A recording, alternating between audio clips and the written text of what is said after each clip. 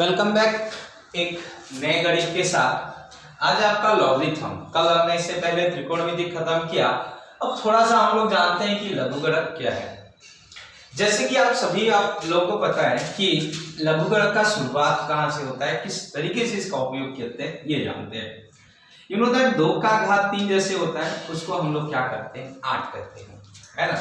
तो 2 का घात 3 बराबर जब 8 यहाँ पे ले लिया जाता है, तो यहाँ पे जब हम लोग लॉग लेते हैं, लॉग लेने पर तो जब यहाँ से लॉग लिया जाता है तो यहाँ पे एक को कहा जाता है, देखिए ये आधार होता है, ये घात होता है, तो 2 के आधार में 3 घात है बराबर 8 होता है। तो यहाँ पे जब लॉग लिया जाता है तो ये जस्ट लाइक थोड़ा सा क्या होता है, बदल जाता है। जैसे मैं ये बोलूं कि अगर स्क्वायर अगले साइड जाता है तो अंडर रूट हो जाता है, अंडर रूट अगले साइड जाता है तो स्क्वायर हो जाता है। तो लॉग यहाँ पे आधार जो होता है वो 2 होता है। लॉग 2 के आधार में क्या होगा, ये 8 सामने आ जाता है और 8 बराबर कितना होगा, 3। तो इस प्रकार से ये लॉग आपका जब लिया जाता है तो इस प्रकार से आपका हो जाएगा, है ना। तो यहाँ से कुछ बेसिक चीजें होती हैं, मैं इसको आपको फिर से वैसे प्रूफ करके नहीं बता सकूंगा कि अगर किसी चीज में लॉग 2 के आधार में 2 आधार भी समान, पद भी समान है, तो ये क्या हो जाता है, 1 हो जाता है। तो यहाँ से कुछ रूल्स यहाँ पे भी होते हैं। जैसे लॉग क्या हो जाएगा, ई के बेस में अगर यहाँ पे क्या होगा, a और धन लॉग ई के बेस में b है, अगर धन है तो लॉग क्या होगा, एक निश्चित आधार होगा, a इंटू कितना होता है, b हो जाता है। ठीक है, इस चीज को हम दूसरा नंबर लॉग ई के बेस में a माइनस लॉग ई के बेस में b बराबर क्या हो जाएगा, लॉग a बटे क्या हो जाता है, b, ऐसा हो जाता है। गुणा का धन और भाग का क्या होता है, ऋण हो जाता है। ये पहला फॉर्मूला, ये दूसरा फॉर्मूला, है ना। तीसरा फॉर्मूला जो मैंने ऊपर में आपको बताया कि log e के बेस में अगर e होता है तो इसका वैल्यू कितना हो जाता है, 1 हो जाता है। चौथा नंबर, अगर log यहाँ e के बेस है और m का घात कितना है, n, तो ये जो n होती है वो सामने गुणा हो जाती है n log e के बेस में कितना, m इतना। ये मैंने जो फॉर्मूले है वैसा होता है। फिफ्थ नंबर, अगर मैं यहाँ पे ऐसा भी बोलूं कि log आपका 10 के बेस में 10 बराबर कितना होता है, 1। मैं 3 फॉर्मूला बताया, वो तीनों लगभग वही है ना। तो उसी प्रकार से log आपका क्या हो जाएगा, 10 के बेस में कितना हो जाएगा, 1। इसका जो वैल्यू होता है कितना हो जाता है, 0 हो जाता है। तो यहाँ पे अब थोड़ा सा मैं आपको बताने का प्रयास करूंगा कि देखिए यहाँ से अगर मैं यहाँ पे ये बराबर log 2 के आधार में 8 बराबर 3 होता कैसे, तो जब मैं इसका लेफ्ट हैंड साइड लूंगा तो यहाँ पे एक चीज आपको दिख सकता है, log 2 के आधार में 8। इसको मैं थोड़ा सॉल्व करता हूँ। देखिए यहाँ पे log 2 के आधार में इस 8 को मैं 2 का घात कितना कर सकता हूँ, 3।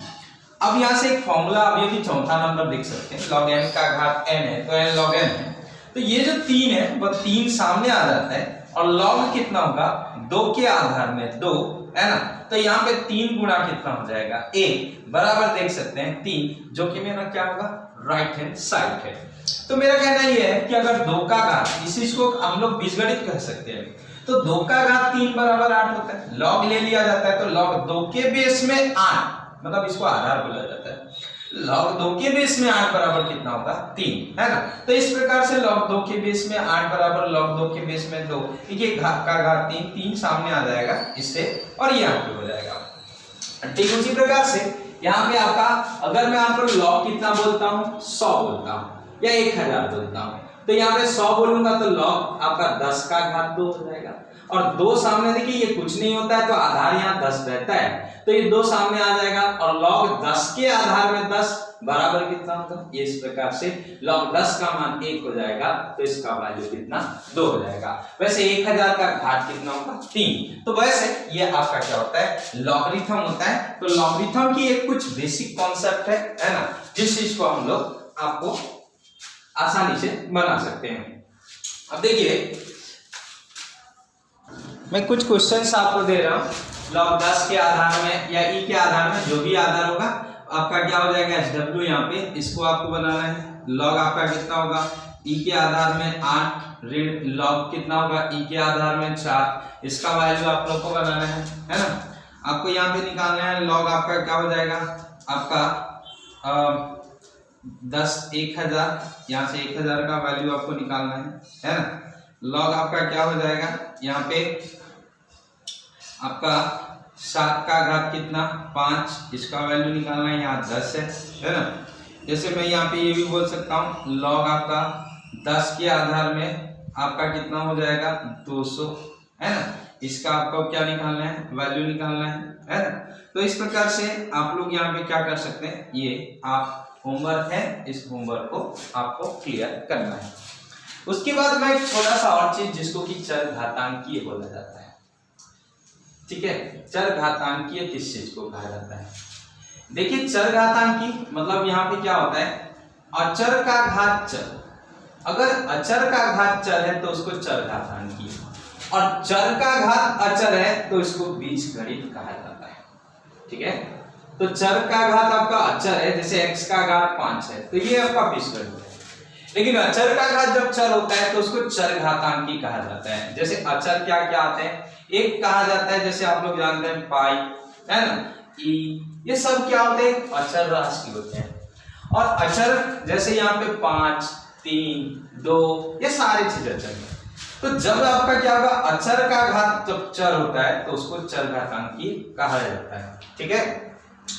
अब यहाँ से इस अचर का वैल्यू e का घात x कहा जाता है। और मैं आपको थोड़ा बताना चाहता हूँ, ये 11th मैथ्स में है, बाकी थोड़ा सा इस बात को बस जान लो कि अचर का घात को चर कहा जाएगा तो उसको चर घातांकीय का नाम दिया जाता है। और e का घात x का एक विस्तार होता है, एक इसका मान एक होता है e का घात x, मतलब क्या होगा x अपन 1 का फैक्टोरियल, आपका x स्क्वायर अपन 2 का फैक्टोरियल, x क्यूब अपन 3 का फैक्टोरियल, है ना।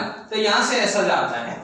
अब मैं इस शब्द का यहाँ में प्रयोग कर रहा हूँ जिसको कि आपका फैक्टोरियल कहा जाता है।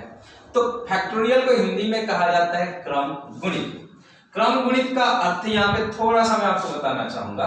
3 का फैक्टोरियल मतलब वो 3 से लेकर आप उसको 1 तक गुणा करते जाओ, 3 गुनी 6 एकम 6 वो होता है।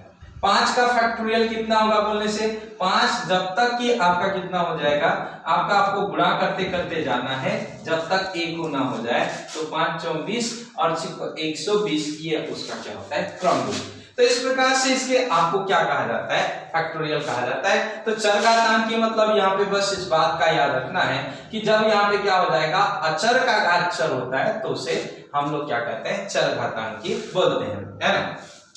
तो इस प्रकार कुछ बेसिक चीजें, उन बेसिक चीजों को आपको क्या है समझना है, ठीक है। आगे मैं अगले वीडियो में आपको फिर बताऊंगा।